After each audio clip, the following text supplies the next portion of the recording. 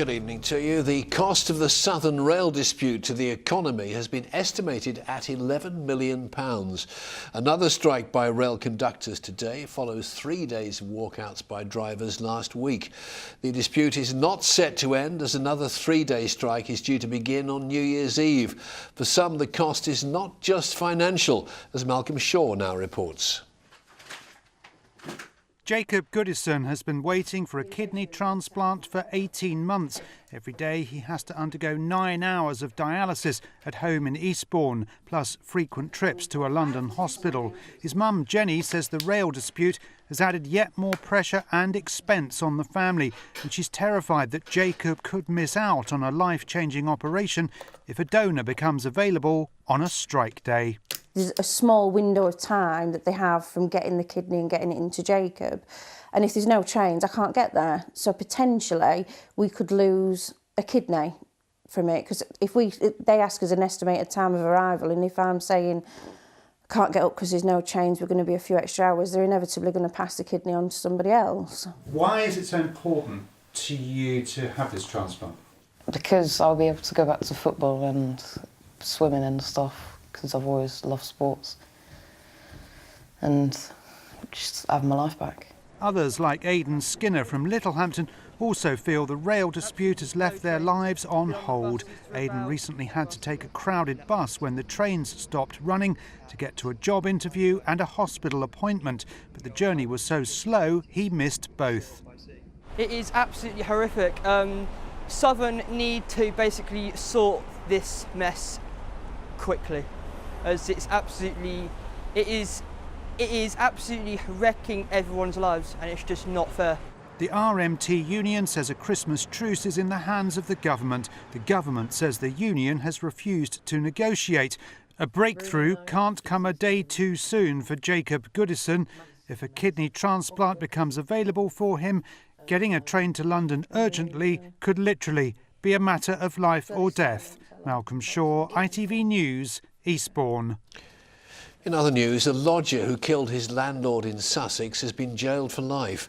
Alan Knight pleaded guilty to murdering David Bond at the house they shared in Worthing. He stabbed him 25 times with a kitchen knife.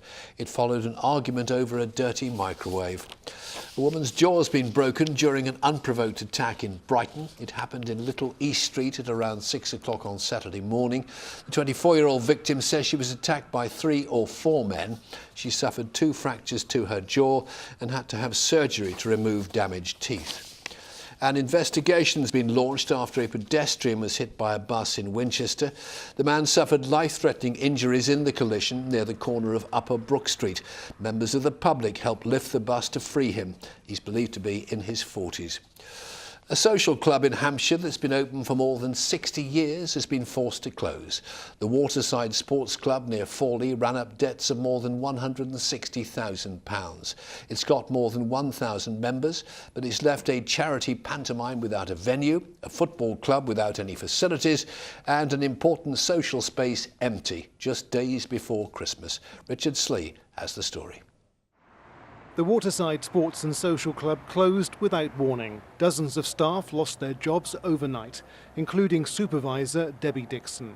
We're all total shocked because none of us saw it coming. That's the awful thing all about it. Concerns about the club's future were raised following a near wholesale change of board members at last month's AGM. The new team discovered debts of more than £160,000.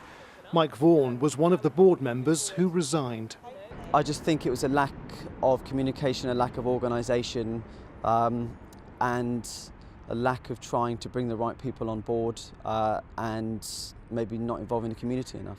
Did you have any idea the debt was this big? No, absolutely not. Well, nobody from the new board of directors was available to speak to us today because they're currently in a meeting with insolvency practitioners. But we were given a statement that says plans to save the club had to be abandoned due to previously unknown financial liabilities, which are overwhelming.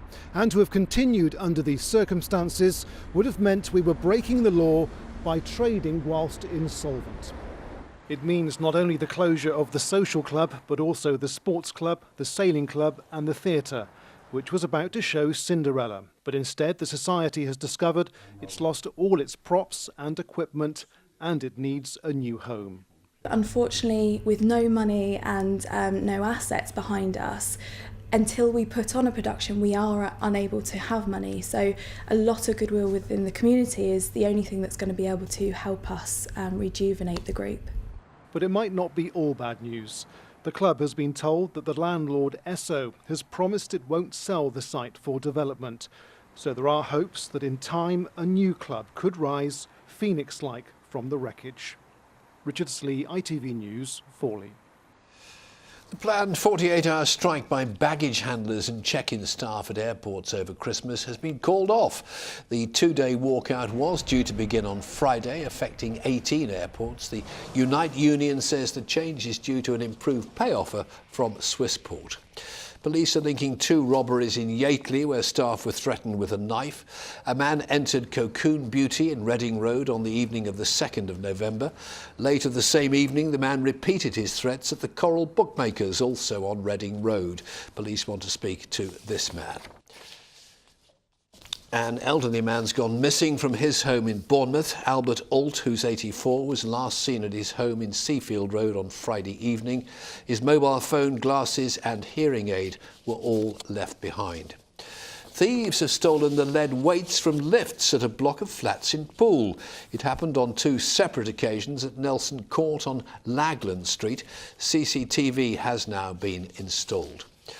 Well, with time running out before Christmas, many of us are finishing our Christmas shopping online, but big retail centres are fighting back to get shoppers into stores and away from their computers. In Southampton, the new Watermark development at West Quay is bringing the crowds back to the city centre with its new restaurants. The challenge for retailers is to encourage us all to choose shops over screens. Kevin Ashford has our report. There was a time when Christmas seemed to be a lot simpler, and so did doing the shopping for it. Like everything else, the choice was, well, pretty black and white. You queued, you got your gift. These days, though, it can be a bit more complicated. Shoppers have options. I am doing more online, to be honest. What's that? Just it's easier when you're at work all the time. You can sit and do your shopping in the evenings. We don't really do an awful lot online. We still prefer to come out shopping. Why is that? Well, I can see exactly. Yeah, try things on if they're not right, feel them. Can't feel them when you're sort of over the internet. I'm a typical man, really. You know, I go in a shop, I know exactly what I want, and I go and get it, and I'll come out. You know, I might stop and have a coffee, and then I'll go home.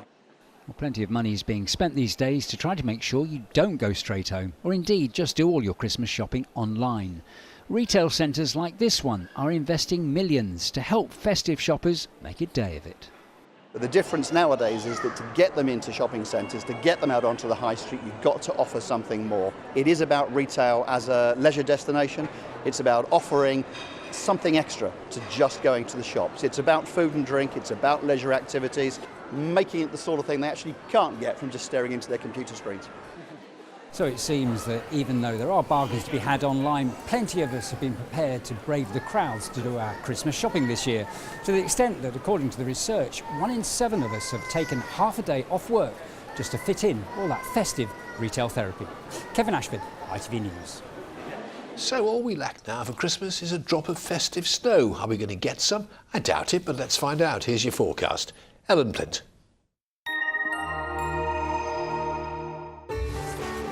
From sleet to the slopes, driving through Europe. Eurotunnel the Shuttle sponsors ITV Meridian weather. Hello there, a very good evening to you. Well, the clear skies of this evening are being replaced by something much more unsettled over the next few days. So, although not a complete washout, there will be further bands of rain. It'll be windy at times as well, increasingly so on Friday when the next named storm, Storm Barbara, works west to east. Back to the here and now, though, and although that cloud will continue to build from the west over the next few hours, bringing with it, well, drizzly outbreaks of rain into the early hours, they will be fairly light and patchy. And at least this helps keep the temperatures up slightly overnight too. However, by the time we get to dawn, increasingly the winds really will start to pick up a pace, especially, of course, whistling through those exposed southern coastal spots. So here, gusting up to 25, maybe 30 miles per hour. And combined, this does mean a fairly disappointing start to the day. So it'll be fairly damp for a time, plenty of clouds overhead as well. But as you can see, before we get to midday or thereabouts, a little bit of a dry spell. In fact, we may just see the odd brighter hint at times, but very short-lived. By the afternoon, once again, the bulk of that wet weather spreading across the region. It'll be heavy at times too, but the breeze dies away and a little bit milder. Bye for now. Eurotunnel the Shuttle sponsors ITV Meridian Weather.